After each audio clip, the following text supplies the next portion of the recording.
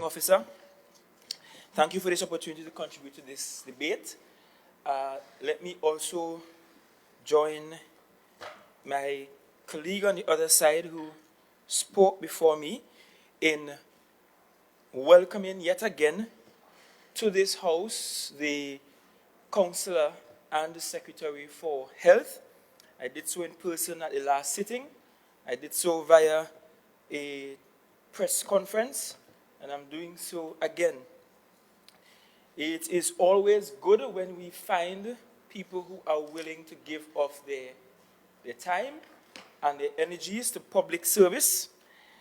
Very often, public service is a thankless job, and so we must take the time out ever so often to thank those in public service for accepting the call to join in the service.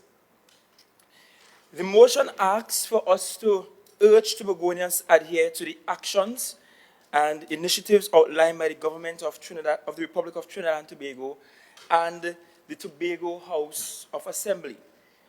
I want to start by positing that throughout history, nothing has killed more human beings than infectious diseases.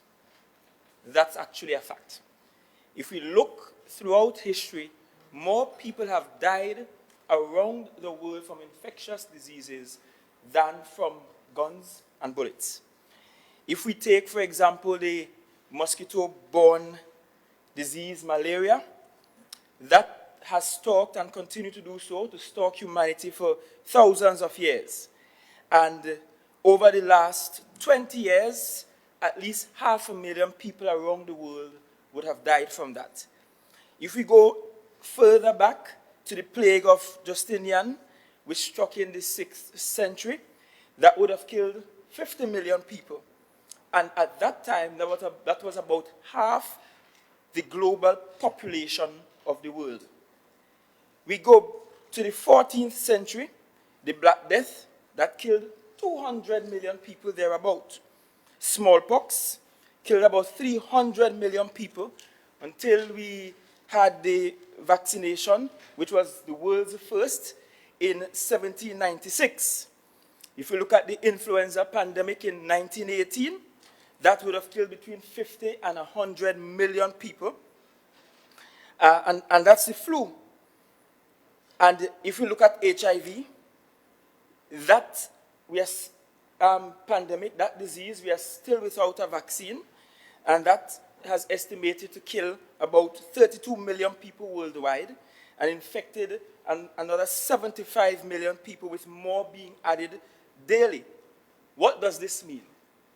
It means quite clearly that COVID-19 will not be our last infectious disease that we will have to grapple with. Secondly, it means that we are at war. And I'm not just using the term war in a metaphoric sense, but we are literally in a war to save lives. And I have seen people, great and small. I've seen public servants like us, leaders like us. I've seen ministers of health around the world becoming infected with the virus. I've seen prime ministers become infected. And so we are in a war to save lives. For most of us, this is the second major pandemic that we have to treat with. Of course, HIV being a pandemic, as by the definition of the term pandemic. And so the motion asking us today to urge people to adhere more or less to the advice and the proddings and the pleadings and the beggings of the state, and I will add of healthcare professionals, to stay indoors, to avoid congregating, to ensure that you pay attention to the offerings of the state that can help you mitigate these difficult times. There has been information overload, literally. But still, we are here today to beg some more. I have a good friend who has been saying to me, and I'm inclined to agree with him, it makes no sense begging unreasonable people to be reasonable. And for how much longer are we going to urge unreasonable people to be reasonable? Some people are just not reasonable. What are some of those measures that people should pay attention to? The Secretary of Finance went through the economic provisions that the state is offering, both at the central government and at the THA level.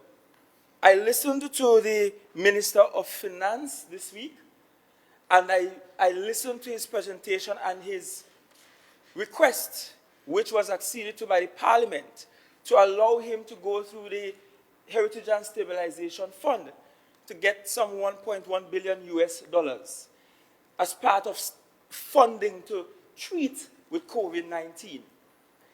And to be honest, Madam Presiding Officer, when I first heard it, I thought, that's not the best idea. But I slept on it, as I often do many things. And I woke up this morning and I thought about it again, and I said, you know what? This virus, and in particular, we are facing a cocktail of crises that includes not just the virus, but the oil war brewing between Russia and Saudi Arabia. And so we have to use, in this time, a multiplicity of measures, of funding measures, to be able to treat with the economic fallout from this. For us in Tobago, we have businesses, many of whom were only now recovering from the Air and Sea Bridge collapse in 2017. We have many businesses that still have not recovered from the last global recession. We have businesses that have not done well for a long time simply because our tourism arrival rates have been dismal. And so in many instances, we have businesses in Tobago that perhaps are more at risk than some in Trinidad. In fact, we don't have businesses, private businesses, the size of some of those businesses in Trinidad. We don't have conglomerates, Tobago-owned, Tobago indigenous conglomerates here. We have quite a few in Trinidad, especially in the manufacturing industry, and some in banking, finance, and insurance. And so, as I thought more about the measures presented by the Minister of Finance during this week, I keep saying to myself, perhaps we have to do more. I did hear the Minister acknowledge that there are lending facilities at IMF and the World Bank that don't fall under the ambit of their regular structural programs, meaning if we access those funds, we're not under an IMF restructuring program. They are specific to treat with COVID-19. So he did speak about them, and I anticipate that he will, in addition to what we are taking out of the HSF, we will seek funding from some of these other institutions if there is a shortfall. Because in fact, when I look around the world and look at stimulus packages around the world, I am arriving at an opinion that most countries are looking to create a package that is around 10% of its GDP. Most. And if we are to create a package around 10% of our GDP, then it means that we are looking for at least double what we will get from the HSF, if that's what we need to look at in terms of what will be needed financially to treat with this. The truth is, most people and most economists can only suggest what might happen based on the trajectories that we are seeing. But the worst is not yet seen. And so we may wake up at the other end of this crisis and may discover that it is a lot more, that there's a lot more that we should be doing. And the countries that will survive will be the countries that are first out the gate and the countries that are best prepared as they exit the gate, this COVID-19 gate. We have to in our deliberations on the economy, also consider a group of people who did not lose their jobs because of COVID-19, but would have lost employment just prior to COVID-19, and because of COVID-19, will find it difficult to find another job. Most of the grants and the funding I see really are related to those who are directly impacted by this. But we have a small but significant group of people who will be impacted. For example, the reforestation program, like the ones run under the central government. The one that, for example, Chavez had won. They had some closure or restructuring in their program, and so the workers in that program are no longer employed. But they can't find a job now during this crisis. They too must be considered as we are considering benefits for people affected by the virus. We also must pay attention, and Councillor Dr. Faith B. Israel mentioned it in passing, to the last warning sounded on the 25th of March by the head of WHO, General Tedros Adhanom, and he gave quite some pointed criticisms of countries in the world, not just Trinidad and Tobago, of countries in the world. In fact, he was saying governments should stop wasting precious time needed to fight the coronavirus after squandering an opportunity to prevent the COVID-19 pandemic. We squandered the first window of opportunity. He went as far, Madam Presiding Officer, as to giving us 6 actions that we should take. 1, he says that we should expand, train, and deploy healthcare workers. Councillor Dr. Faith B. Israel spoke to some of that. There is nothing wrong, and in fact, he's recommending it, that even in this crisis, we are training and retooling healthcare professionals to treat with this, especially lab techs. He said we must implement systems to find the suspected cases. And for that, he's talking about the need for testing. It's almost as if you could never do enough testing or too much testing, because it's the only way to find out our true numbers. Ramp up production of tests and increase availability. So he's also speaking to not just ramping up testing, but increasing the availability of testing equipment to other labs. Identify facilities that can be transformed into coronavirus health centers.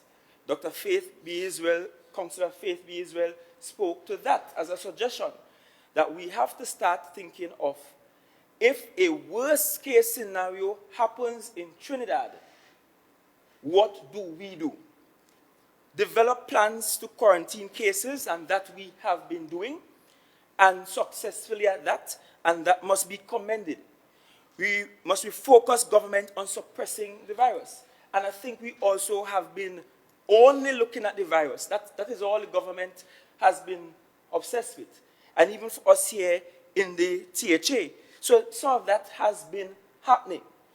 But in other words, the head of WHO is saying that countries have to do a lot more.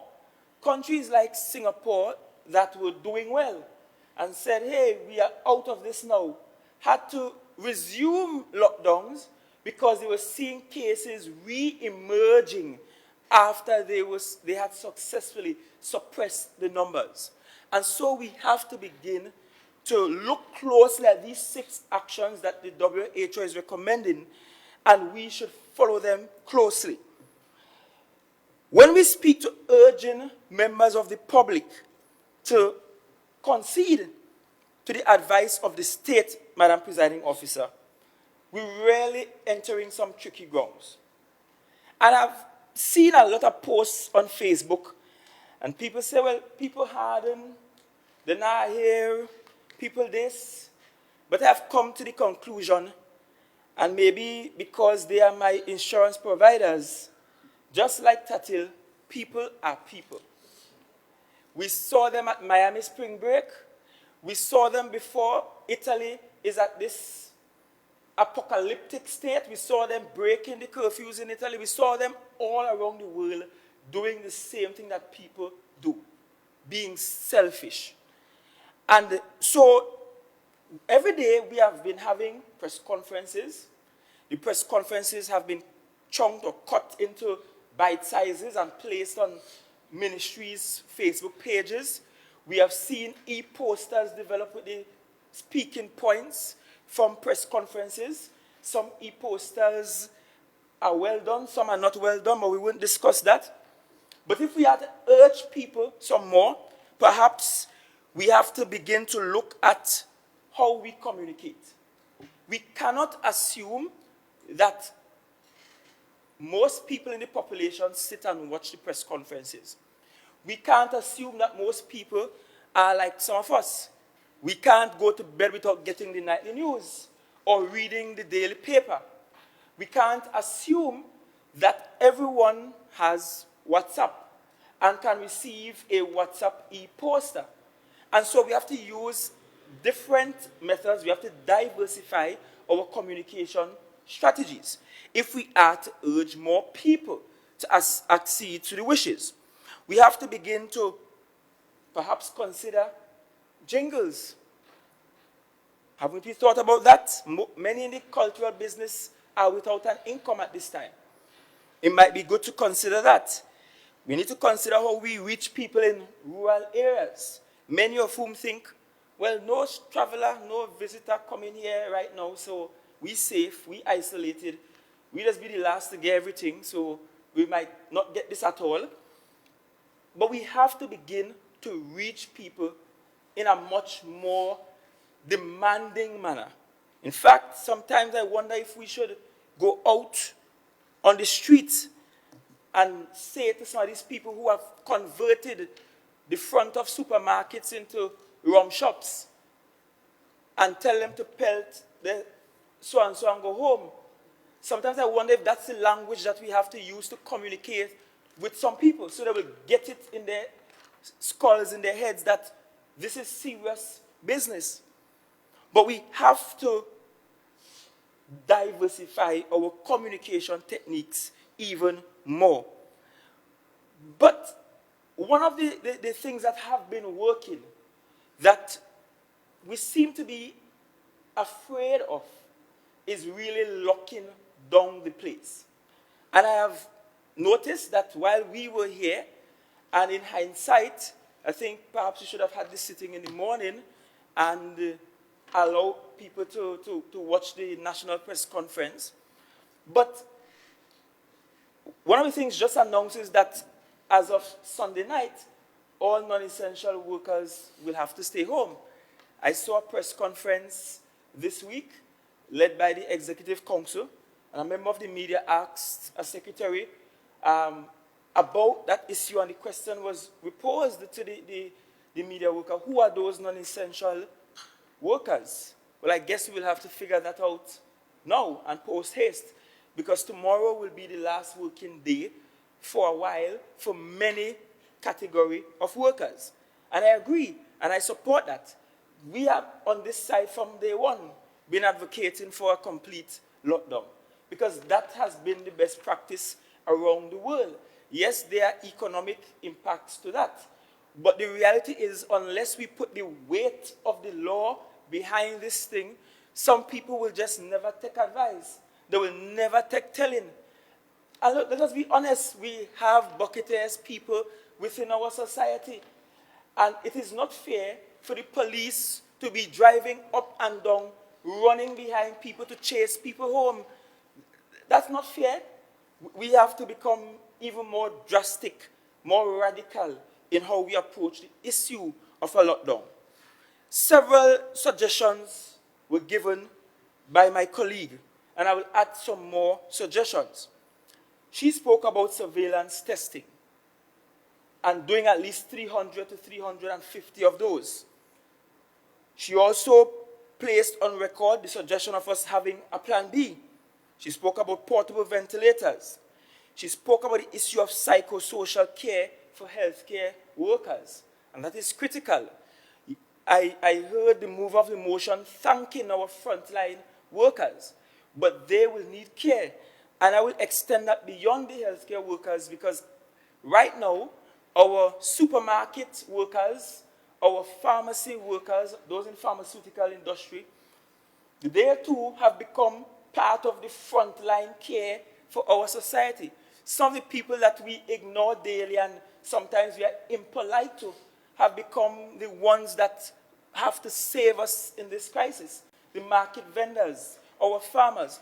And these are people, while everyone else will have to shut down, will have to ensure that we eat and ensure that we can survive this. So they too should be considered for psychosocial care.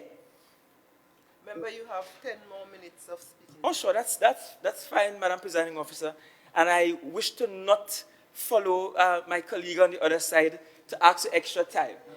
Right? I hope to not have to. We also need to consider setting up a permanent structure to deal with infectious diseases. And that's a big one, Madam Presiding Officer. That's a big one. You see, the United States had a permanent structure prior to Donald Trump, where they had a committee, a working committee with professionals that looked specifically at pandemics and infectious diseases outside of the operations of the CDC, the Center for Disease Control. And of course, he shut it down. But now, with this pandemic, it is seen where it is needed. And given the history that I just recalled, it should be expected that it might be COVID-19 today, but down the road, we will have some next infectious disease to fight with. So we have to have a permanent structure in place. So when we're setting up for COVID-19, let's bear in mind that we're not just setting up just for now or just temporarily. We have to consider a permanent structure for the hereafter. We must all in this house also be equally responsible. So if we are saying, as of this weekend, no to non-essential workers, I don't know where we will fit in that spectrum, but we have to be responsible in how we treat with the public and how we engage the public during this period. We have to demonstrate the responsibility that we are asking of the public. And I want to end by saying two things. One, we have been through many things before, and I'm pretty confident we will get through this. And I indicated to the leader of government business during the week that we could have cancelled this sitting and a rep from my side come and a rep from the majority side come, and we stand down together, just address the public and urge them to adhere to the advice. Because, yes, we too are urging everyone else to adhere to the advice. Notwithstanding all the suggestions we have given, the suggestions don't mean, or the critiques don't mean that we are not in support of the advice given by the state. We are. And so we are willing and we will accept the offer to work along with anybody, any team, anywhere to treat with this issue. And the second point I want to raise at closing is that it shouldn't pass on us in this house and elsewhere that because of this virus, we cannot celebrate with the spiritual Baptist community the way we would have previously, in previous years. Unfortunately, ironically, they have to celebrate behind closed doors as they did prior to the removal of the 1917 prohibition, shelter prohibition. However, God is faithful. And so let us all join in with the spiritual Baptist community in not just recognizing the achievements of this democracy for religious liberty, but in also praying, in also asking God for his divine guidance. A lot of what we are calling luck, a lot of what has not met us as yet, is as a result of the mercies of God. not our doing, but the sheer mercies of God. So we still have a reason to be thankful to God.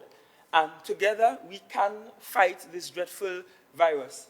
And together, hopefully we'll be prepared for the next one, and the next one, and the one after that. Thank you, Madam Presiding Officer.